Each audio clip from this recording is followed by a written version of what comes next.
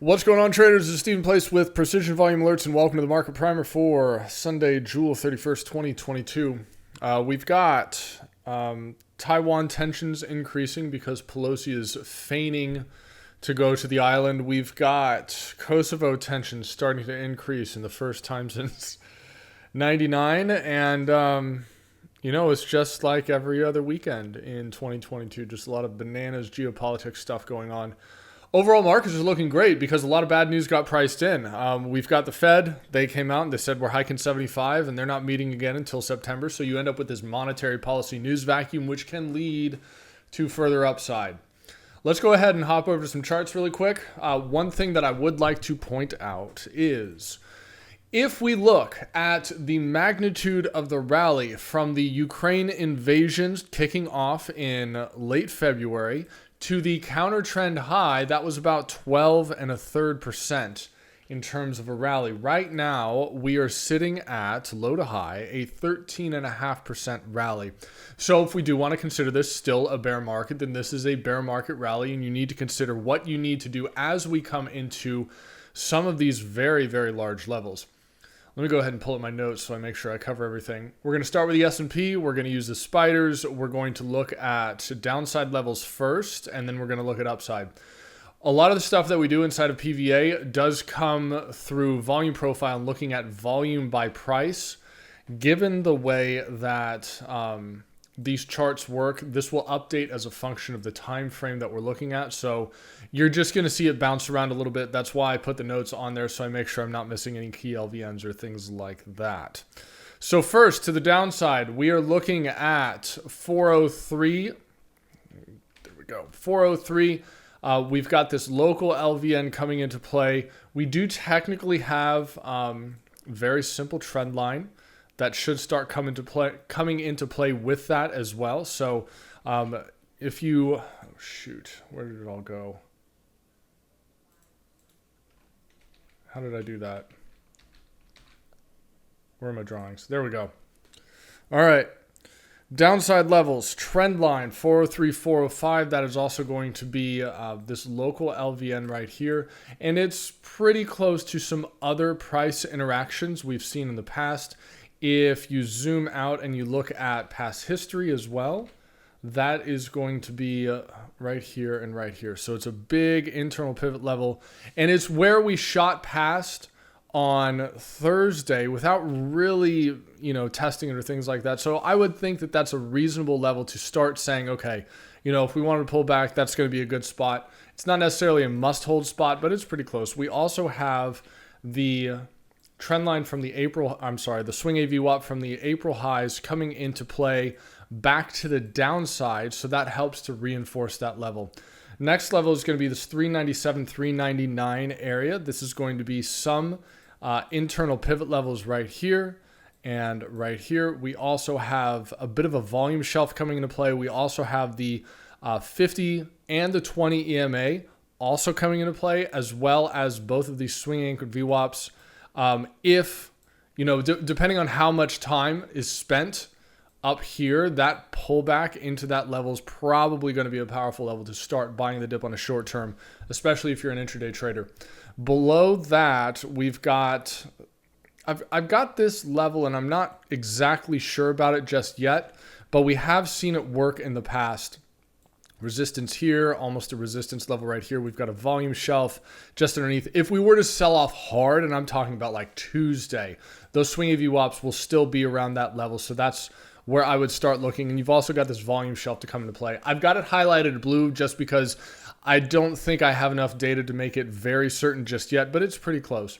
Underneath that, we've got this 384, 386 area. That's going to be the lows, the swing AV WAP from the lows, as well as some internal pivot levels. We've seen big price responses against this level prior, and we also have the swing AV WAP from, I believe, the March 2020 levels that are coming into play from all the way back here. And now we've got this blue thing. Let's just delete that really quick. Okay, to the upside, upside levels, we're here. We're into some big, big levels. We've got this trading range that we knocked out in June before we had that CPI crash. And that's going to be a volume shelf and also a high volume node right around, am I getting these numbers right? Hold on a second. There we go. 410, 411, which is where we are right now. That's if we gap down on Monday.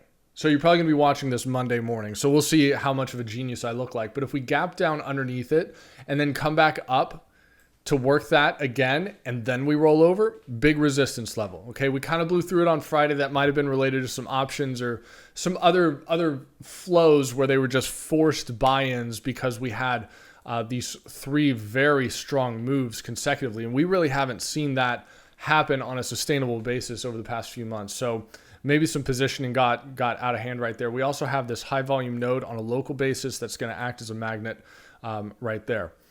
Above that, we've got 414, 416. It's going to be this resistance level right here. Depending on how long it takes for us to get there, we could start seeing some swing AVWAP interactions as well. Off of this one from the January highs. Okay, and that's going to be all-time high swing AVWAP. I'm going to just highlight this in pink so you can see it really quick. All right, so that is a big level to watch. So if we were to if we chopped around a little bit and then, came into this level and this started to come down into that's going to be a huge level. It would be really interesting if this happened where we've got big range right here. We come into it, we get a lot of shorts that start to load up. And then once they get stopped out, that's going to be an easier place. If you are short inclined, if you're bearishly inclined, that's going to be the next level to watch.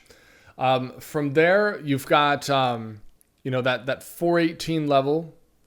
And then we've got 425, 428. I know there's a big distance right here, but I'm not seeing much on a swing basis. So that 425, 428 is going to act as potential resistance into price interactions from here, as well as here, and also right here. So there's a lot of internal support and resistance that has come into play from that. You also have a pretty big LVN coming into play right here. So normally we see those act as repellents. And so if we ran hard into it, and that would require, I would think, some significant price action to the upside. Something would have to change geopolitically for us to get there, especially very quickly, because that would be about an 18% rally from the recent lows. Next up, let's take a look at the NASDAQ. We're going to use the Qs for this. Downside, we're looking at 304, about 303. This is going to line up with prior support from this range as well as the local LVN. We've seen some price response from it on Thursday. There's some levels higher. It's a little bit messy for me right now. We've got this gap fill and some other things, but if we were to see some kind of a strong stretch to the downside, that would be the first place. The next one's going to be 288, 289. And that is going to be, let's see, I'm using new drawing tools right here. We've got the 50 right here, the 20, swing AVWAP from the recent, which way is that? Pivot lows right there. So the pivot lows are going to come into play.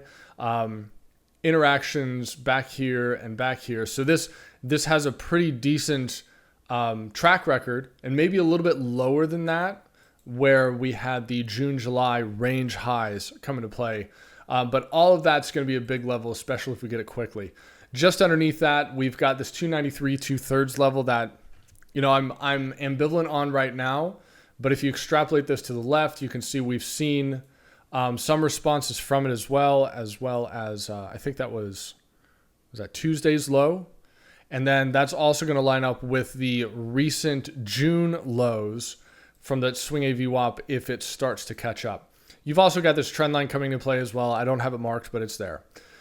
To the upside, anywhere between here and, all the way up to 321. And I know that's just such a massive range to play, especially the kind of volatility we've been seeing. But that's just what we've got. We also have a local HVN, which could act as a magnet. That's going to be right around, right about 320. We also have, right now, where price ended up and where it closed on Friday also lines up with the March 2020 swing AVWAP all the way back from here. And so that's why I'm saying from right here all the way up to 321, because there's just a lot of stuff that you can work with. Now, you don't have to expect, if you want to be bearish, you don't have to say, oh, it's going to go straight up into my level and then straight down. Great example, this range was about 10 trading days total. All right, so don't expect it. Don't feel entitled to absolutely nailing the top on a bear market rally for it to go straight up and then straight down where you get paid immediately. It's probably going to be messier than that. Fund positioning is a lot different compared to what we saw 3 or 4 months ago. So just keep that in mind. All right, don't go to the hilt short. I know it feels so juicy to try and line that up, but it may just take some more time and a little bit more distribution for that to work out. Of course, we're probably going to see some sort of nasty gap down on Monday to make me look like an idiot on that one. Above that, 328, 326, 328, that is going to be internal pivots right here. We have the swing AVWAP from, I believe that's year-to-date swing AVWAP coming into play, as well as a local HVN. And just above that, we have this LVN that could start to come into play around 323 or so. I would also, I'm just going to mark this out really quick, just because I'm seeing it right now. Depending on the speed at which we were to move to the upside, this would be a super stretch target, especially in a single week. That would line up with the all-time high swing AVWAP. That's why that's on there. Next up, the Russell 2000. We're going to look at the IWM for this, and I just want to look for you. I mean, we've got some big levels coming into play, and I'm really interested to see, because one of the things that we look for is trapped inventory. How many people are saying, oh God, get me back out of break even, right? So for example, if you bought anywhere here in, between 190 and 195, you felt like a genius at the beginning of 2022, but then all of a sudden you didn't. And how many of those dip buyers got absolutely smoked and blew out of their positions, right? So what we want to see is the nature of price action as it rallies into this, okay? We've got right now, right here is the swing AVWAP from March 2020 that's now coming up from the underside. We have seen clean interactions against this to the short side already, so it is worth a look. We also have prior support. It's also acted as resistance 2 other times. If we are to jam up into that, that is a huge key. We also have the I think this is late March, early April swing AVWAP coming into play right around 190 to 191. Above that, it's anyone's guess, right? Because we've got this very big volume shelf coming into play right around 197. So I wouldn't be surprised if this holds for a little bit, maybe we pull back and then we go. I think that this is a good magnet to work with. That would also line up with the swing AVWAP from this all-time high right here, which would also be a pretty decent place to consider to the short side. I don't know if we did the downside levels because I'm focused more short biased on this. If we were to squeeze a little bit higher, I'll just make sure I do these really quick. To the downside, we've got about 182, this LVN. Then we've got 179, 180, which is going to be the 20, the 50, the swing AVWAP from these pivot lows.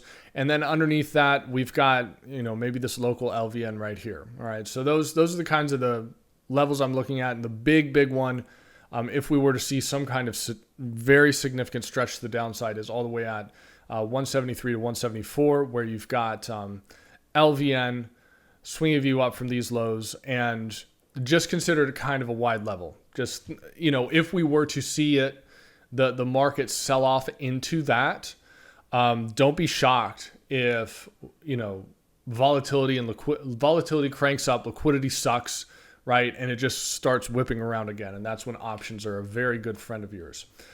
Hopping over to the VIX, we are working off some of this premium. Remember, the VIX is looking about 30 days into the future, which means if we don't have a Fed meeting, because this entire year has been focused on these fine folks at our local central bank, and since they're off for August and there's no Fed rate decision, unless something absolutely bonkers comes out on the inflationary standpoint, I'm talking about like crude oil going to 200 and things like that overnight, Odds are we're not going to see an intermediate rate hike.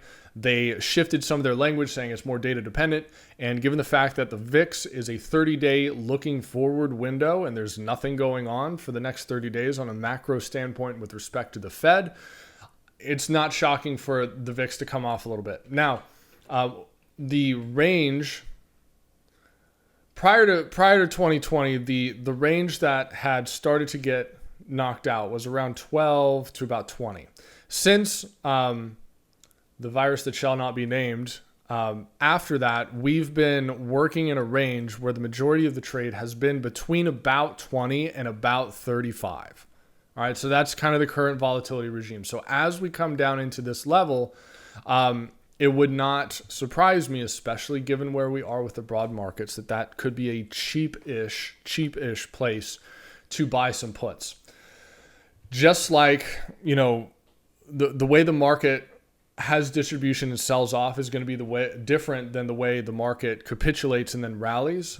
Don't expect the VIX into a bottom to trade like it does during the tops, right? We see these capitulatory moves that are very, very stalagmite shaped. And if you look at how the VIX works around bottoms, it takes about a month, about an options expiration cycle for it to start to lift again. This year's been a little bit different. We've seen very, very whippy high vol price action. But if we start to come into the 20s, don't expect it to reverse immediately. Look for it to trade into a tighter range into the 20s, and that's when you can get pretty cheap options. You've also got VIVIX, and this shows us the demand for VIX options. And this has continued to just fall off a cliff. We're back at 2019 levels on this. Now the VIX is not trading at 15. It's currently trading in, pretty close to 20. But this is kind of what you want to see if you want a longer term bottoming process knocked out. This is what you want to see in terms of volatility land, right? We don't have to end with a bang in the markets. We can just end with a whimper. And, even with the CPI crash that we saw, the VIVIX didn't really move and make a new higher high. All right. So there's just some very nuanced shifts that are currently occurring in volatility land that you just got to pay attention to. That doesn't mean that, the absolute bottom is in. It just means that we could be shifting into a completely different kind of trading environment as we head into the second half, especially given the fact that the Fed has completely telegraphed all of their actions going into the end of the year. And then they shifted some of their language saying it's more data dependent. If we get through this round of tech earnings, then that could help to put a little bit more of a floor in the market. So, you can expect, if you look at the S&P, we're coming into some pretty big levels.